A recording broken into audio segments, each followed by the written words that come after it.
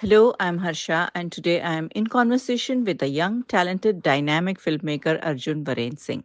Arjun's debut movie, Gaye, Kahan, recently released on an OTT platform, and it has found a lot of appreciation and resonance with people across ages. As Arjun shares his journey of being a filmmaker with us, we are going to be talking about how to approach the process, what is it that's required to make it in this industry, what are the different types of career opportunities available here, and many more interesting things. So, if you are one of those high school students who aspires to be a filmmaker, this one is for you. So, Arjun, hearty congratulations on a super successful debut and welcome to the Learning Project. Thank you so much. That was quite the intro. Oh, totally deserved. Okay, so let's get into it, Arjun. When did you first know that this is what you want to do? So I knew that I wanted to be a film director by the time I was in the ninth standard. But I think I was always geared towards filmmaking, just like through writing. So for me, the first thing, I was always into creative writing. So that I think lent itself to theatre in school. And then from theatre, I transitioned into filmmaking. And I think I grew up in a household that was very, where watching movies was a part of like the energy at home. And every evening dad would put on a movie, and I think that's where it sort of, yeah. Oh, lovely. So recently I was on a set and I saw that the process is so painstaking and even if I'm allowed to use the word excruciatingly tough. And I remember this conversation that we had about dropouts and how, like you said, that people would come in with so much enthusiasm and then they found the whole process so daunting. And so do you think that before a student decides to even take a filmmaking course, it is essential to see the process and explore it by being on the set? Yeah, absolutely. Because see, the thing about like becoming a director is that it's not so clear cut. People think that you come with a script and then tomorrow you're a director. That's not the way it works at all. In fact, you have to spend time working as an assistant. There is a ladder to be climbed. Sometimes you can jump through that ladder. You can skip a couple of the steps, but for the most part, most people end up coming in and working their way up the assistant director ladder, or you can become a director's assistant in multiple ways. But the point of the matter being is that it is excruciatingly hard. And only the people who are really geared towards being a filmmaker are the ones who will not drop out during that filtration process. And I feel like every field has it, whether it's in medicine, whether it's engineering, every field has it. And over here, this is that filtration process. And sometimes you can be working, like normally it's 12 hours, but oftentimes it goes to 16, 18 hours. You're shooting sometimes far away from home in different cities, in different parts of the country. And it's tough. So I mean, like, if you're not geared towards being a filmmaker, I would highly recommend that you don't do it. And if you are mad enough to do it, then spend a bit of time on a film set. See if it's for you. And then even when you spend time on a film set, you realize that there's so many things that a person can do. So you might go in thinking that you want to be a director, but actually when you go on set for the first time, and you spend a bit of time, then you see there are 200 people on set, and everyone's got different jobs. And then you discover, like, okay, what is my skill set best suited towards? And you might go in thinking you want to be a director, but then discovering that actually I want to be a cinematographer, like behind the camera, like operating the camera, or become a production designer, like building the sets. So I think that's important to note before you go to film school, because I think that can just give you a little bit more awareness and a bit more scope of what you want to focus on. True. Of course, it's tough for everyone to get an opportunity like that, but that's something one has to do, I guess. You spoke about creative writing, and I see that it's not part of most of the curriculums in India. Yeah. But would you say that it is the most important thing if you are even thinking of going in this direction? I think if you plan on becoming a writer or a director, I think it's important. The unfortunate thing is that a lot of the schools that we have in our educational system doesn't foster creativity. It's very it's a lot of memorizing, and it's a lot of like, you have to do this, and this, and then you do an exam and you memorize a lot of stuff, and that doesn't help you as a film director at all. So I think like maybe putting aside 1 hour a day or even like a couple of hours in a week and just writing whatever comes to your mind. It could be anything. It could be a story about literally anything. But just allowing your creative muscles to just exercise, I think is an important. It's something important to do, and I feel like that comes naturally to some people, and some people it doesn't come naturally to, you know. But you can acquire it. But you can acquire it, and now we live in the age of like so much information and how to write and what to write. It's just a click away. It's literally one video away on YouTube now. True. So tell us about your trajectory. That what did you do after your say 12th grade, and what course did you do, and where did you do? So I studied. So I went to school. I did in the IB system, and in the IB system that we had, like I said, theatre. So I think theatre for me was one of the things that closely. I mean, it's only one step away from like filmmaking, you know. And a lot of the directing skill sets you can acquire in the theatre program. So that was really good for me personally, and that made me sort of realize that, okay, I want to get into, like, this could be, film is something that I definitely want to sort of explore. So then I decided to take a film directing, like I did my bachelor's in fine arts. Okay. So I found this was in India or? This was in Los Angeles. Okay. So I found a film school which I thought actually was geared very much towards me. A lot of film schools that you have, especially abroad, some of them are very like by the book, in the sense that you're spending so much time like just reading and learning in classrooms. But for me, I knew that wasn't for me. I needed to be on sets. I needed to be doing practical. That's also very important, right? Because what you learn in books and what you actually end up doing on a film set. I mean, of course, it's related, but the whole experience is so important. Absolutely. And again, like being like the most you learn is when you make decisions for yourself. And I think that for me, that was the most important thing about going to film school, is that it teaches you it makes you question what you're doing. So one of the things that I do is that, like, before whatever I'm trying to, whatever part of the filmmaking process I'm in, I'm like, why am I taking this shot? There are an infinite number of shots that one can take from an infinite number of angles, right? So for me, it was like, okay, why am I choosing this particular angle? Why am I choosing this particular story? What does why this character in this world? And I think that idea of questioning what I'm doing, that's one of the biggest takeaways I took from film school. And a lot of people will tell you, oh, film school is irrelevant. I think it's a good thing. I think you have to find the perfect film school for you. And that doesn't mean you go to, say, NYU, Tisch, or USC just because they are considered to be the best film schools. You have to find a program right for you. And in the program that I did, I ended up shooting a lot of films. So I made a lot of short films. Our college had the equipment, so you could take out the equipment whenever you wanted to. Versus, say, some of my other friends who went to other film schools and they didn't make anything their entire, through their entire program. So you've got to be very careful about finding the program that suits you. Okay. And also keep producing little bits of work for yourself to showcase. Absolutely. But more than showcasing, I think making those films, it's for you. It's not for the world. True. You make those first couple of films for yourself where you learn.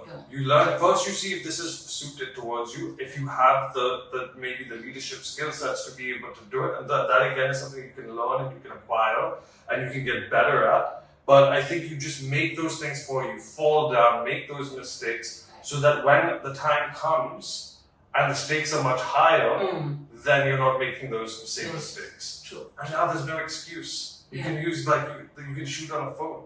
And these cameras on your phone, they're insane. Yes. They're incredible. True. Yeah. We're doing that on We're doing that right now. Right. So then what was the next step after you came back from your academics? So after I came back, I found a job as an intern. So I was an intern assistant for 24, which was this Colors show with Anil Kapoor in it, sort of inspired by the 24 in the West, the Jack Bauer series.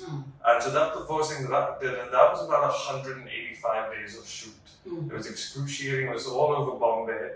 And for me, the main thing after a point was like, it was getting repetitive. Like my job as an assistant was repetitive. But I think what I just wanted to kind of do was just finish the project, be there till the end, and prove to myself that I can run the marathon, if you will. You know? Yeah. Yeah. Oh, that's great. And then after that, my brother had come back from the US, and he had studied business or economics. And then we came back and then we set up our own little production house. And at that time, you had a lot of startups. A lot of our friends had startup companies. And so we would do a lot of promotional videos for them, social media content. So we kind of specialized in that sphere. It was called Black Frame Collective. Okay. And then after that, I started work. I was fortunate to get an opportunity to interview with Zoya Akhtar.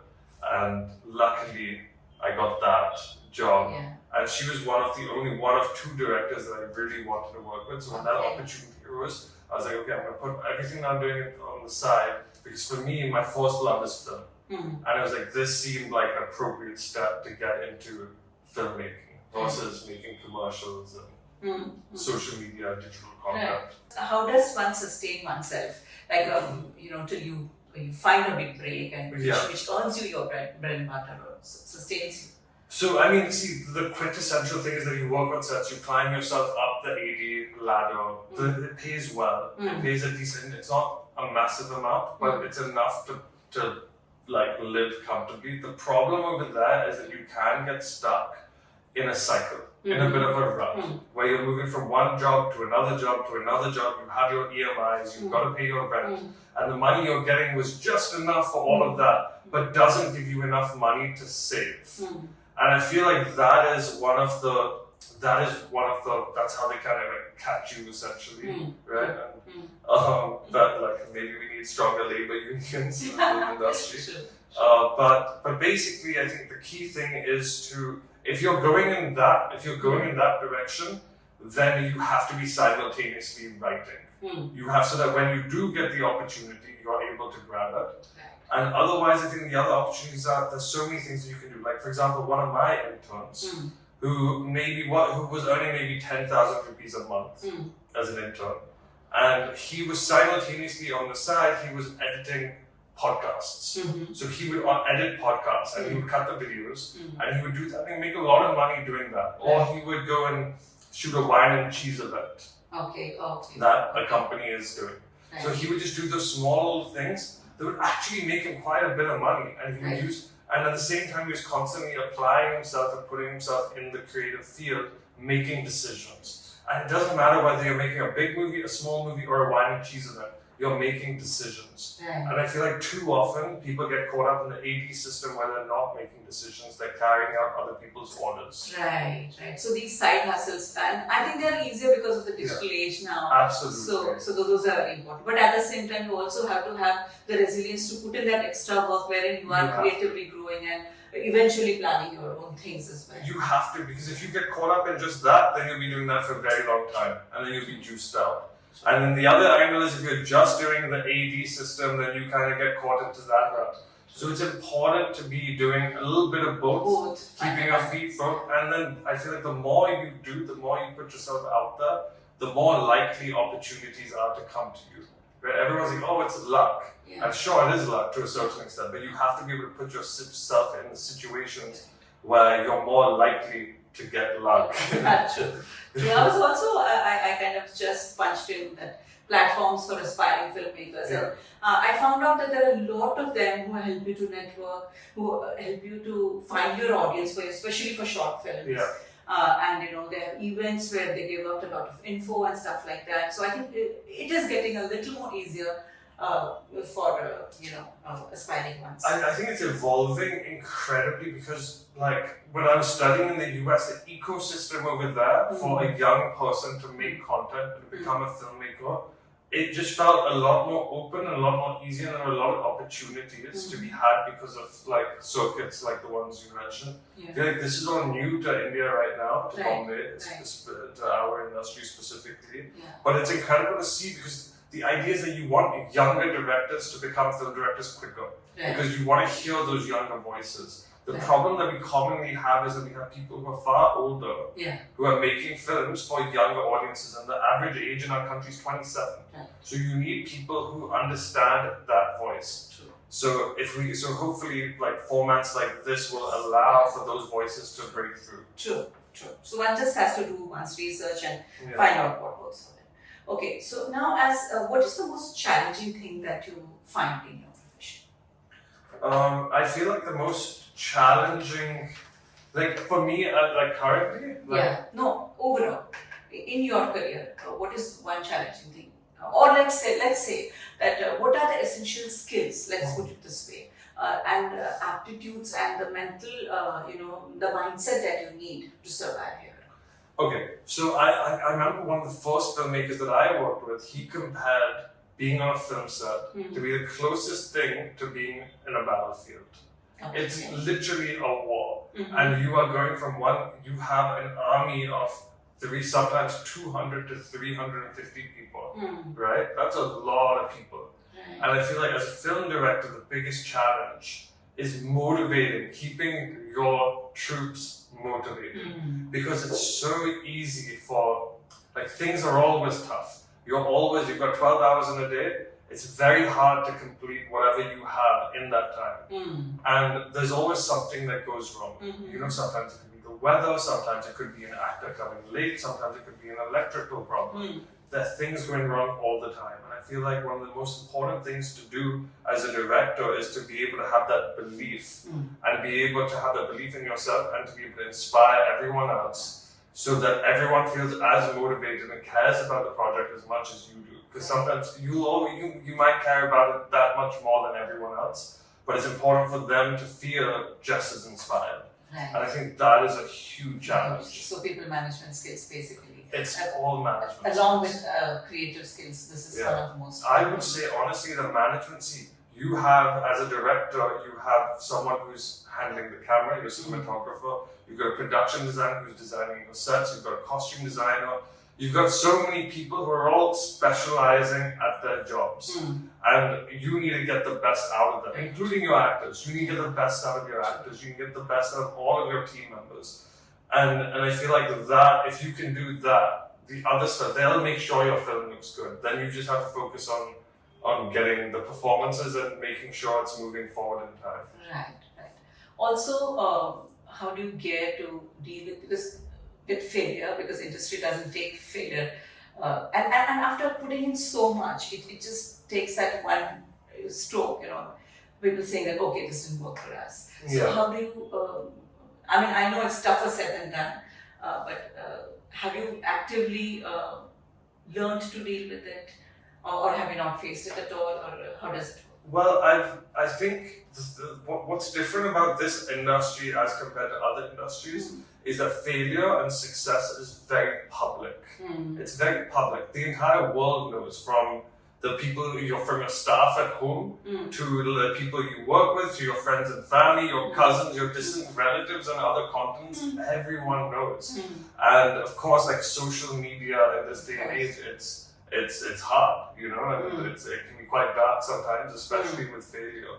So I think so what I haven't quite faced it myself, but fortunately, but I mean it's inevitable. It's one of those things that is inevitable, and I think everyone kind of has to learn how to deal with it. I think the thing to do is to maybe not take it so personally, and to understand that this is just an experience and it will pass, and to learn what you will from it, and to maybe not be so defensive, and to understand why it didn't work, because the audience doesn't care. For the audience, everything, like, it's all the same, and it's like, why are people connecting with something versus something else? And looking at your craft and understanding your art and seeing what's connecting and what's not connecting with it. Right. And I think the same applies with success, and not allowing that to go to your head, and to not then go into your next project with a God complex, which oftentimes happens as well. Right. So that brings me to the next question. Sometimes creatively you might want to show something, but you know that will not be accepted. So the thing about what's unique about film is that, unlike other art forms, this is where commerce and art come and meet together. You can't have a film that's all about commerce and has no art, because that probably won't do too well either. And you can't have a film that's completely art with very little intention of commerce, because then someone is going to lose a lot of money and you might not be allowed to make your next film. So I think it's definitely something that you have to keep in mind. You have to understand your audience, understand yourself, and why are you trying to say. there's always a way to say something subversively. Mm. You don't need to say it with a loudspeaker. Right. What you want to say and what your intention is can be also done subversively in Yeah. an intelligent way. Right. That's a very important point. Yeah. And there's so many films that kind of like talk about that and do things in that sort of manner. Mm. And I do feel like as a film director, you have a responsibility to your producers who are backing you with an incredible amount of money, and there's a lot of responsibility to be had. Right. And I think it's important to respect that and to appreciate it and not take it for granted. Right. Okay, now coming to OTT platforms. Is the process different from those content that is made for theatrical release versus what is made for OTT? I think with OTT, what it allows for certain stories to be, like going back of our last question, it gives you a little bit more freedom. So you can do things and you can push the envelope in a way that is a little risk-free. Right. So for example, if I take my film, Kahan, maybe if it was a cinematic film, if it was a theatrical, then I perhaps would not have been able to have the same end. I might have had to leave the film on a bigger high, versus being able to address some of the things that I think are very important to address. But I can get away with that on OTT. Right. So I think it allows you to push the envelope. Right. It allows for certain stories to be told that might not make sense in the theater. Right.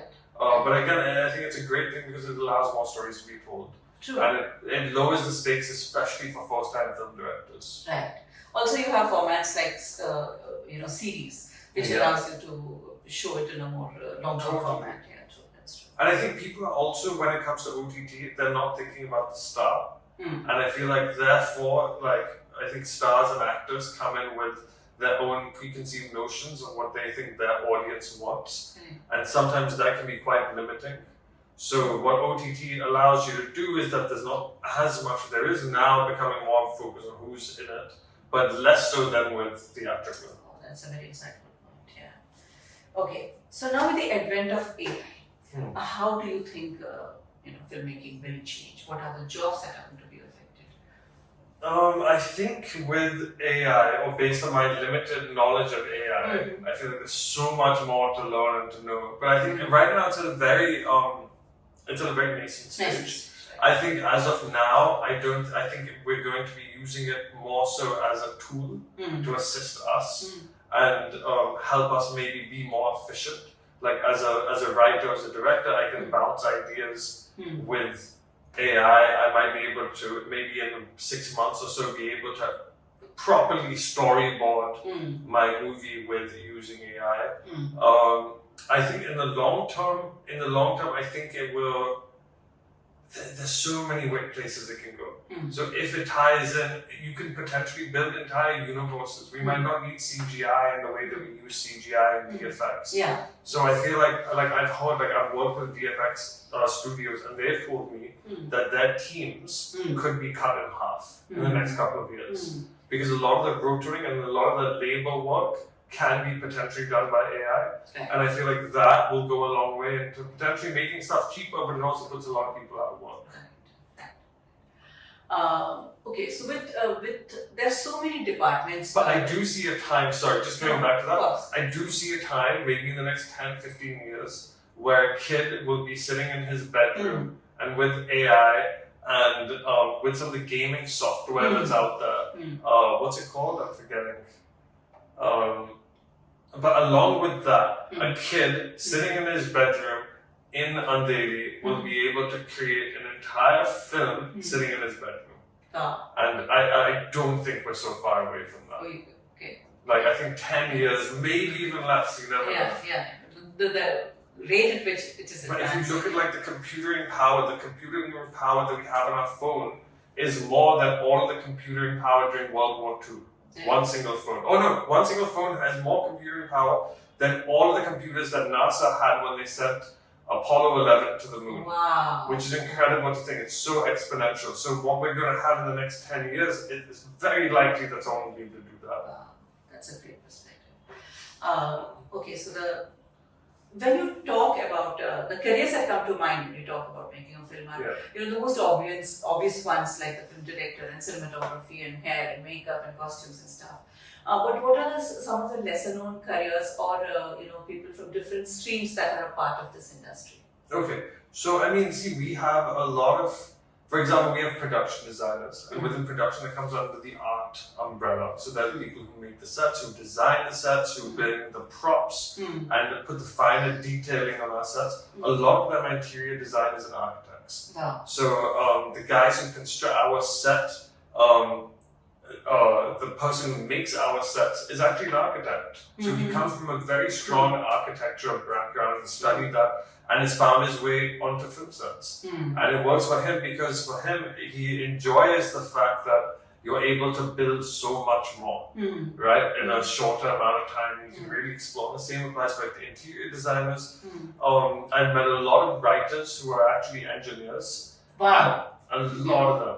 Okay. Who have IIT backgrounds and are well read. And I feel like maybe a lot of them had a creative inkling, but were, for whatever reason, like led to believe that they had to be engineers.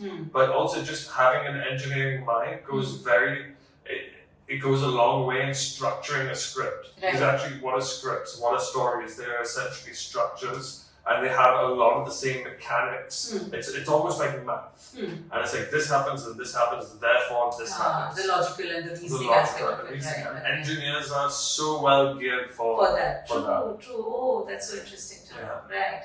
Also, I feel history students because if you're making a historical, even in costumes, for example, or history of so many things. So history is very connected with cinema.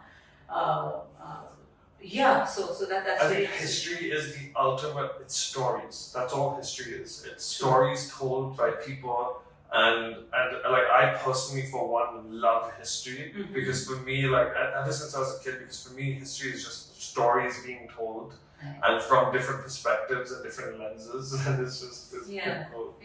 So there are so many ways in which you can connect to the industry. Totally. Yeah, that's great. So what's next for you, Arjun? What are you doing? So now I'm currently developing, so I'm using this year after Gaye's release to try and develop as many things as I can and gear myself up for the following years.